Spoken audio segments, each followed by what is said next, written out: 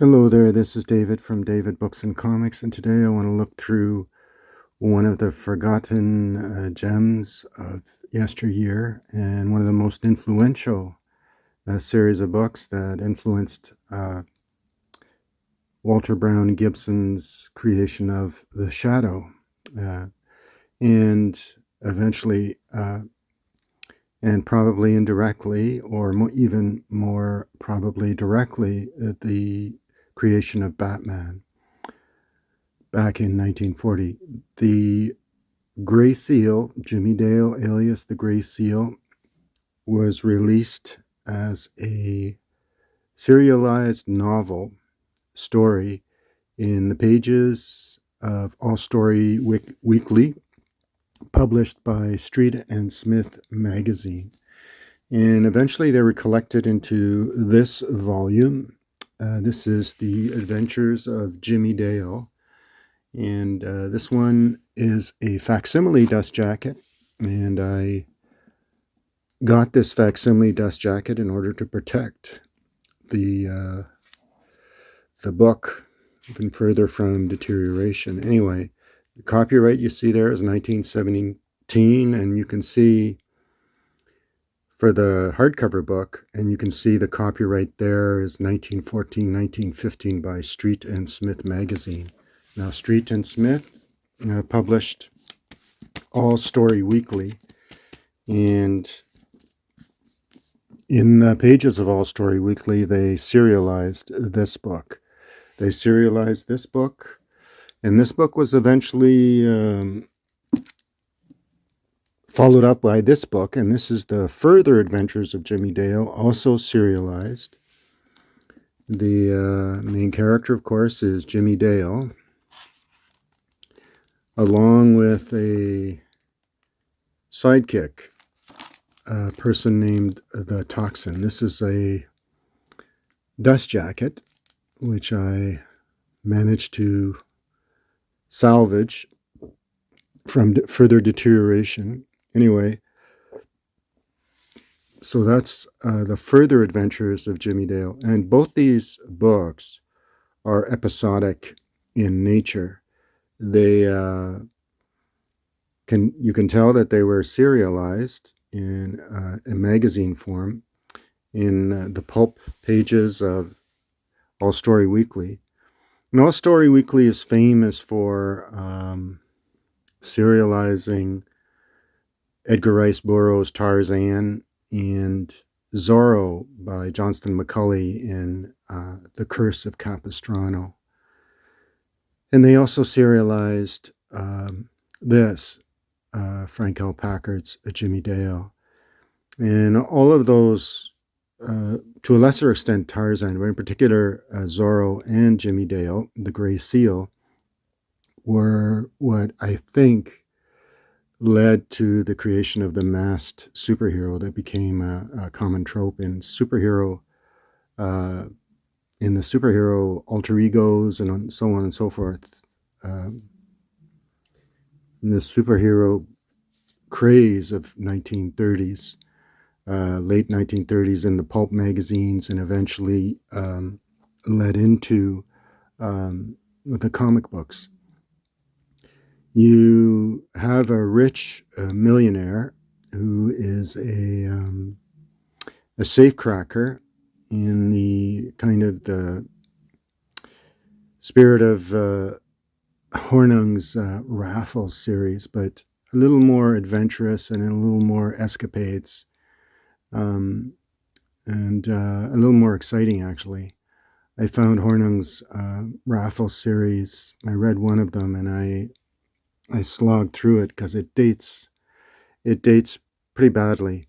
But the Packard's ones are very readable still. It takes place in the days when the streets were lit by gaslights. Fascinating story. Frank L. Packard was born in Canada, in Montreal, in Quebec, in 1877, and he died, I believe, in Lachine, Quebec, in 1942. He worked throughout the United States, working on the railroad and in Canada. but eventually moved to Canada and wrote some of his books from there. But many of his books have settings that are in basically North American settings, but mostly in the United States. Anyway, a very important mystery writer, largely forgotten nowadays. These were considered thriller books in its day, and but still very readable. I read all 5 novels. I enjoyed the first, second, and third. The fourth and fifth one were not as exciting as the first 3. Anyway, the Adventures of Jimmy Dale also feature the sidekick character that I mentioned. Her name is the Toxin. She's kind of a mysterious character and is instrumental in all the clues that show up throughout the stories. Anyway, so this is a facsimile cover, Adventures of Jimmy Dale, and then we have the Further Adventures of Jimmy Dale, and it was followed up by this book. This is Jimmy Dale and the Phantom Clue, and unlike the previous books, this book was mostly composed as a novel. As you can see there, copyright 1922 by George H. Doran.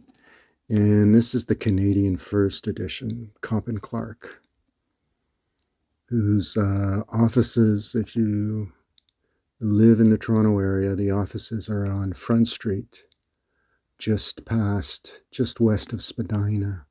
You can still see the Kopp and Clark sign where the publisher did its publishing. Anyway, Jimmy Dale and the Phantom Clue. And then you have this beautiful dust jacket cover. This is Jimmy Dale and the Blue Envelope Murder. This was a nice find. This is a hardcover, I believe, a hardcover original. I have another one with a facsimile cover, not as original. This is from 1930 copyright. So it says here, printed at the Country Life Press, Garden City, New York. That's where it was printed. All right, so, and there's the gray seal, the culling card that he would leave behind to indicate that he was the mastermind behind not so much to the crime, but the solution to the mystery. And this is a facsimile dust jacket. This is Jimmy Dale and the Missing Hour. And I'll put a link to where you can purchase facsimile dust jackets in the description below. That's a beautiful cover. Like I said, in the days of gas lights instead of street lights. At least that's what's described in the first book. This one's a little more sophisticated. So this is a Crime Club edition. So Gray Seal and the Toxin again join forces in a thrilling battle against the underworld. And this one is from 1935. All right. And I'll show you some of the other books. And one other note, Jimmy Dale was made into a silent film. And it starred a famous, then famous, not so famous anymore, actor named E.K. Lincoln. And apparently no relation to Elmo Lincoln, the first Tarzan, but one of the early silent film actors and directors from the silent era. What you're looking at here is what's called, I'll show it to you.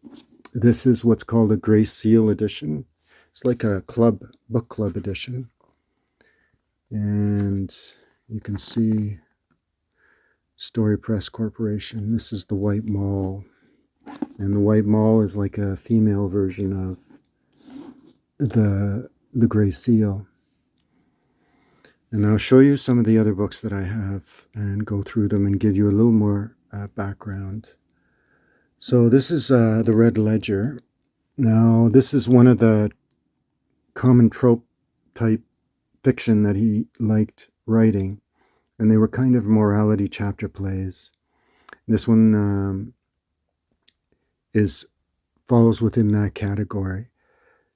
It's about a fellow who, almost like in a prophetic way, inscribes the crimes or the things that are inside of this ancient book called the Ledger.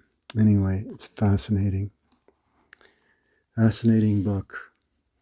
This one I read years ago. This is the Four Stragglers. This is the original dust jacket, and same A.D. Ron is the artist on the cover, who did the cover art. Same with this cover art, same artist. And there's more. I have lots of Packards. So there's the Four Stragglers. It's original dust jacket, damaged, but original. And yeah, this is the Cop and Clark Canadian First. And again, the Red Ledger. And then we have the Sin That Was His, beautiful dust jacket, one of these old dust jackets. And the Wire Devils. Now this is a railroad mystery story, escapade type mysteries, which were in vogue back then. The Sin That Was His, obviously, you can tell by the title, was kind of a morality chapter play, something that was one of the favorite subgenres of his mystery stories and thriller novels. But it has a beautiful dust jacket, Cop and Clark.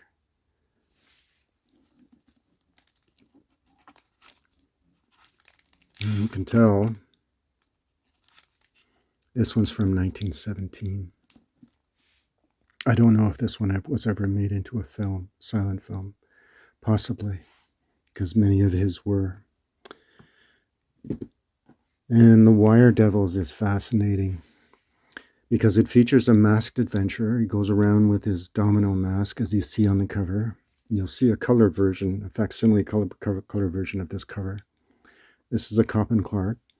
And the masked adventurer is simply called the Adventurer. Interesting. You could transpose the Jimmy Dale novels into this one, because it's not that far different. And what do we have here? Copyright 1918. And then we have a description in pencil. Let's see if I can find it. Here it is. It's a Canadian edition. Citing New York Doran. It says 1918 crime. This is from 1928. All right. So that's the Wire Devils. And we have Pond. And another beautiful dust jacket. And this is a Cop and Clark, possibly Canadian First, 1921.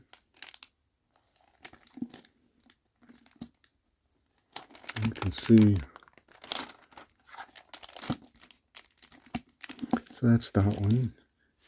And another of his morality chapter plays is The Devil's Mantle. And another one yet is this one, Two Stolen Idols.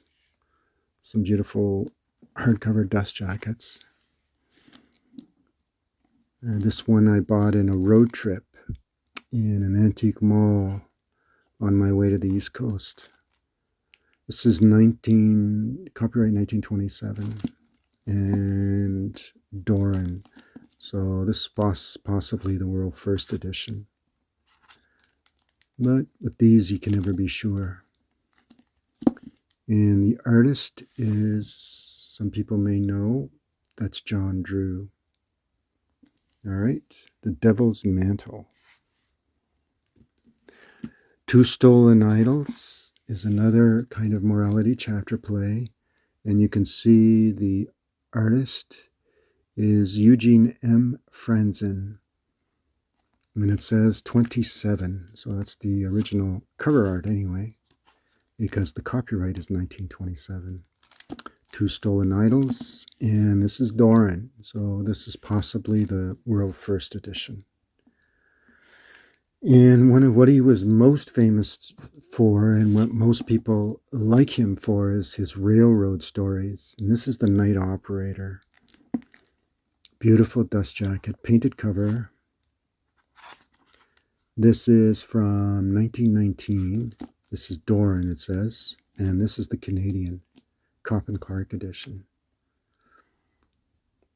Lovely dust jacket. And the artist there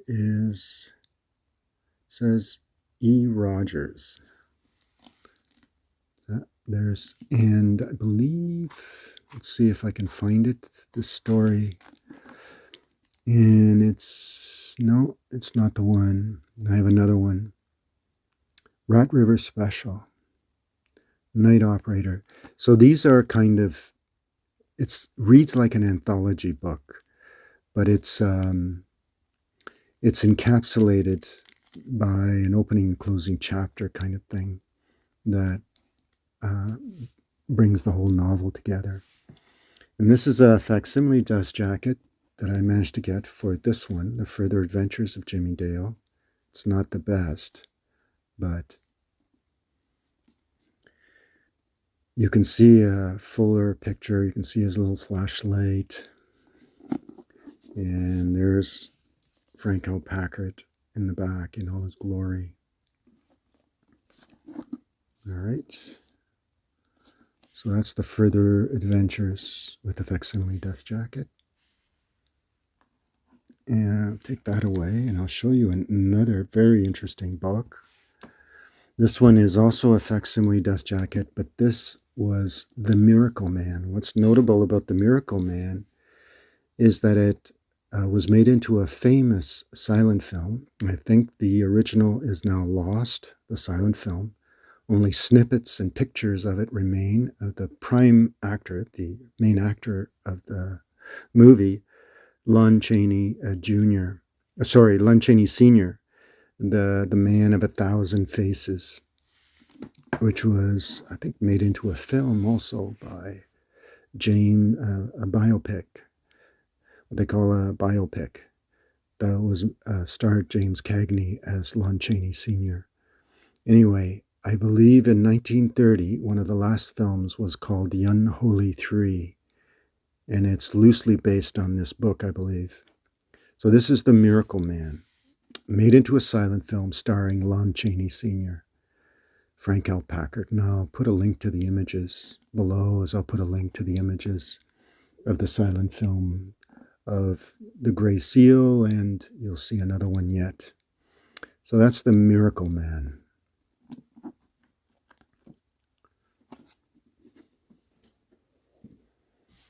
Another one, and a genre that he often wrote is this. This is called Shanghai Jim. It says 4 short novels of crime on the high seas. And he did write these pirate-type adventures, usually taking place in the Orient. And this is as it says there, this is a facsimile dust jacket, Cop and Clark. And you can see image there. And these were stories published in 1912, 15, 24, 26, and 28. And there you can see all the stories. All right. They're like novellas. So Shanghai Jim.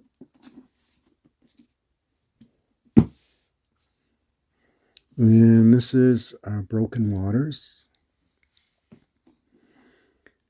This takes place in the Paris underworld, the spell of the Tropic Isles, it says.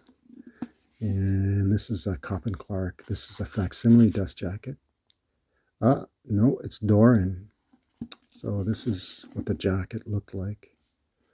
Broken Waters, and like I said, a facsimile dust jacket. The reason why you should get a dust jacket for your books is because they protect the covers of the books. This is Doors of the Night, Frank L. Packard. And this is another brighter version of Pawn, facsimile dust jacket.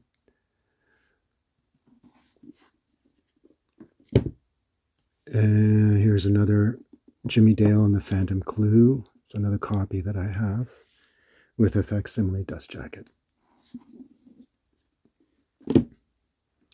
And this is a different cover for Jimmy Dale and the Blue Envelope Murder. It's not as good as the other one as far as I'm concerned. This is not the original. This is a book club book cover. And here's a very bright color version of the Wire Devils facsimile dust jacket.